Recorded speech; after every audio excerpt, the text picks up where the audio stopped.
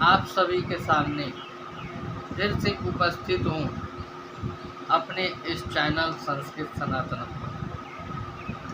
तो दोस्तों, जैसा कि हमने एक नया प्रकल्प इस चैनल पर प्रारंभ किया था कि पाठ्यक्रम के बारे में वीडियो हम बनाएंगे, तो हमने सबसे पहले 5वीं कक्षा के पाठ्यक्रम पर वीडियो बनाने का निर्णय लिया और जिसमें 5वीं कक्षा के स्तर पर प्रवेशिका नई दीपमणिका पुस्तक को हमने लिया है। तो पहले भाग में हमने इसके वंदना के बारे में, इसके पुस्तक के परिचय के बारे में वीडियो दिया था। आज हम दूसरे भाग में प्रथम पाठ को लेकर उपस्थित हैं, जिसका नाम है संस्कृत वर्ण परिचय।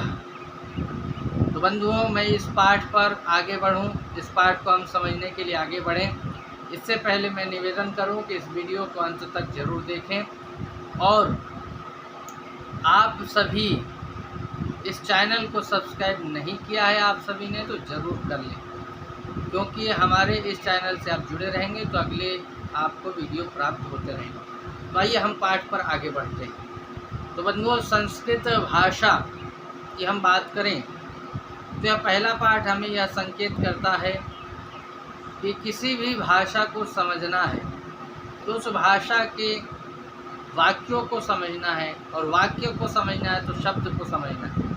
शब्द जब हमें समझ में आने लगे तो हमें अक्षर पर आना है, यानी सबसे छोटी इकाई वर्ण अक्षर, वहाँ से हम प्रवेश करें संस्कृत में।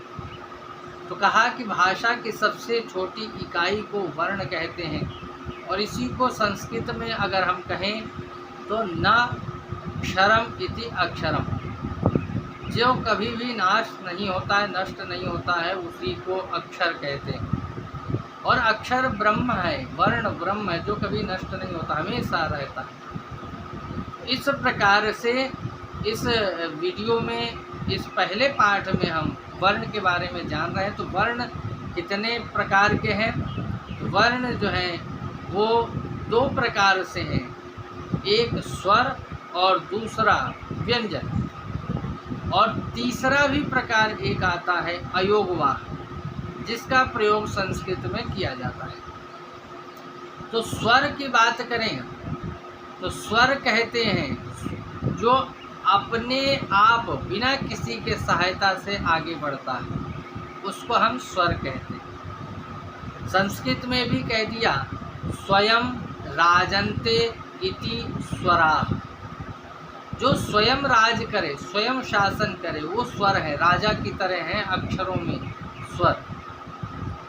और ये स्वर 13 प्रकार के हैं। जब 13 प्रकार की बात करेंगे तो 2 भागों में ये बढ़ जाएंगे, और 2 भागों में एक ह्रस्व और एक दीर्घ। ह्रस्व अक्षर जो है वो 5 है, अ, ई, उ, री और एक री। ल में नीचे री की मात्रा री। ये 5 स्वर है जो है दीर्घ नहीं ह्रस्व है, और दीर्घ जो है स्वर वो 8 है। दीर्घ में अ का दीर्घ आ, ई का दीर्घ ई, उ का दीर्घ ऊ, री का दीर्घ री, ये 4 हो गए। और एक जो है 2 स्वर से मिलके बना है ए, जिसमें अ और ई है ए, और एक दीर्घ आई है जिसमें अ और ए दोनों मिलकर के बने। उसी प्रकार से अ और उ मिलकर के बना है उ, ओ, और अ और ओ मिलकर के बना है औ। तो ये जो है 4 4 8 ये दीर्घ है, और 8 दीर्घ 5 ह्रस्व, कुल मिलाकर के 13 स्वर अक्षर हैं। तो 13 स्वर हैं, और जो स्वतंत्र रूप से हैं। जब व्यंजन की बात करें अगले भेद पर, तो व्यंजन जो दूसरे के सहायता से बोले जाते हैं, ऐसे अक्षर उच्चारण किए जाते हैं।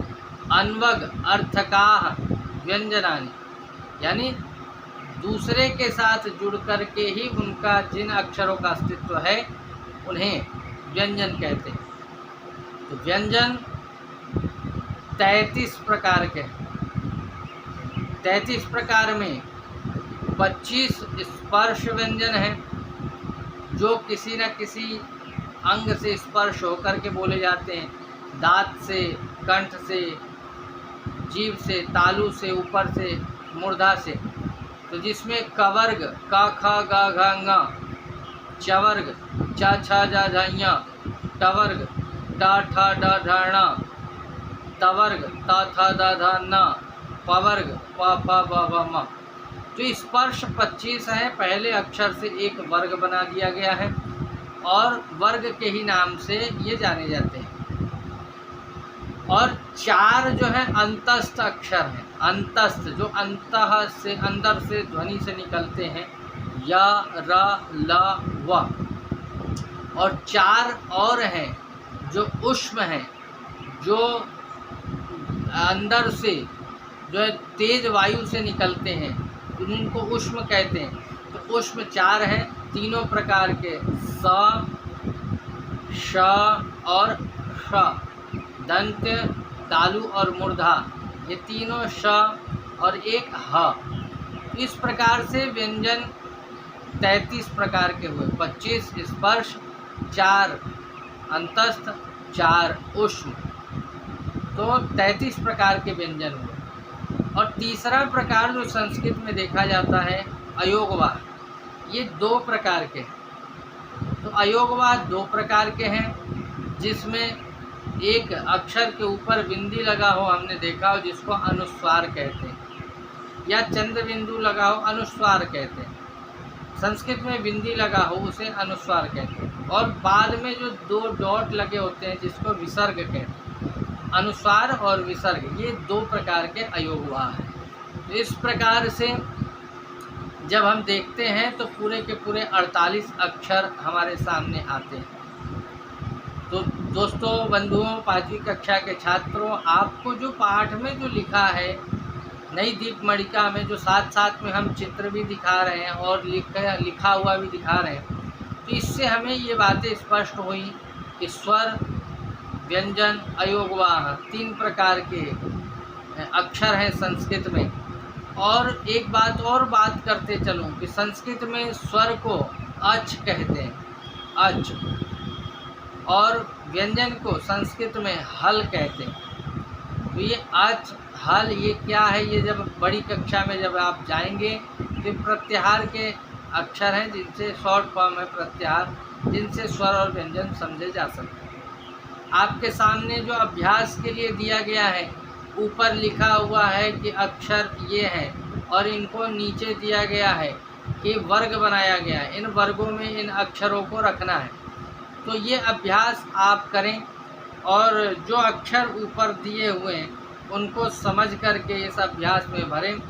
तो दूसरा एक और अभ्यास दिया है जो कि ब्रैकेट में संख्या लिखी हुई है और पूछ रहे हैं कि स्वर कितने प्रकार के हैं, व्यंजन कितने प्रकार के हैं, जो है एक वर्ग में कितने अक्षर होते हैं, अंतस्थ वर्ण कितने, ये प्रश्न है। और जिनकी संख्या जो है ब्रैकेट में दी हुई है, जो आपके सामने चित्र है, तो इसमें से देख करके भी आप इसका अभ्यास करें। एक और अभ्यास यहाँ पर इस पाठ में दिया गया है, जो 2-2 अक्षर को मिला करके, मात्राओं को मिला करके लिखवाया गया है। ग में ए मिलाएंगे तो क्या होगा, न में ऊ मिलाएंगे, म में आ मिलाएंगे, त में री मिलाएंगे, क में ई, प में री, ल में ऊ, च में ओ। तो ये मात्राएं जो लिखी हैं, लिखने का जो तरीका जो आपको ये अभ्यास दिया गया है, इस अभ्यास को मात्राओं को मिला करके समझें। मात्राएं कैसी हैं, किस प्रकार से हैं, मात्राओं के बारे में भी। और ये सामने कुछ अगले अभ्यास में और इस अभ्यास में दिए गए कुछ अक्षर, इन अक्षर को आपको बताना है कि किस वर्ग में है, इनको क्या कहते हैं, इनका नाम क्या है। तो मिलान सही करना है, तो ये भी आपको ध्यान रखना है। और अभ्यास, एक और अगला अभ्यास है जिसमें स्वर और व्यंजन आपको छांटने, स्वर कौन सा है, व्यंजन कौन सा, ऊपर अक्षर दिए गए वो आपको छांटने हैं। फिर कुछ आपको खुद भी बनाने हैं, जैसे अयोगवाह और अंतस्थ को मिला करके कुछ उदाहरण शब्द ऐसे आपको देने हैं, जैसे अंशः, अंकः, अंगः, गंगा, बालकः, रामः, प्रातः, ऐसे शब्द हैं जिसमें अयोगवाह और अनुस्वार होते हैं, उसको आपको मिलाना है। एक एक्टिविटी भी आपको करनी है कि मात्राओं के साथ मिला करके उच्चारण करना है। इस प्रकार से हमने ये कुछ अभ्यास जो पाठ के ही हैं, जो चित्र में हमने दिखा दिए हैं, इस अभ्यास को आप अलग से भी करें, और यदि न समझ में आए तो जो वीडियो में नंबर दिया गया उस पर आप पूछ करके भी आप समझ सकते हैं। तो दोस्तों, बंधुओं, आपने इस प्रथम पाठ में जो कि अक्षर वर्ण परिचय संस्कृत का है वो हमने समझा है, और समझने के साथ साथ मात्राएं भी जैसे लिखी हुई दिखाई जा रही है वैसे लिखने का अभ्यास करें। अ में अ, आ, ई, उ, इनकी मात्राएं क्या होती हैं, ये अक्षर में कैसे मिलेंगे, जो साथ साथ में आपको लिखा हुआ भी दिखाई दे रहा है।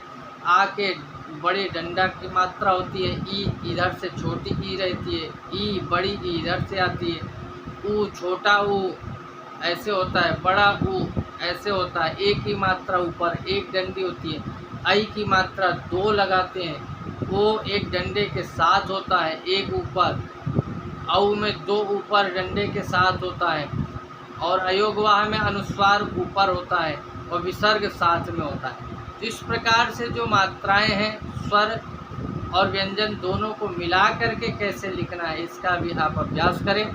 फिर हम अगले वीडियो में दूसरे पाठ को लेकर के और उस पाठ के वीडियो को लेकर के उपस्थित होंगे। तो बंधुओं, तब तक के लिए आप हमें दें इजाज़त।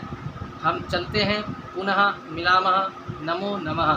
कक्षा 5वीं के बच्चों के लिए ये वीडियो बहुत लाभकारी है। आप सब ने अंत तक देखा, इसके लिए आप सभी का धन्यवाद।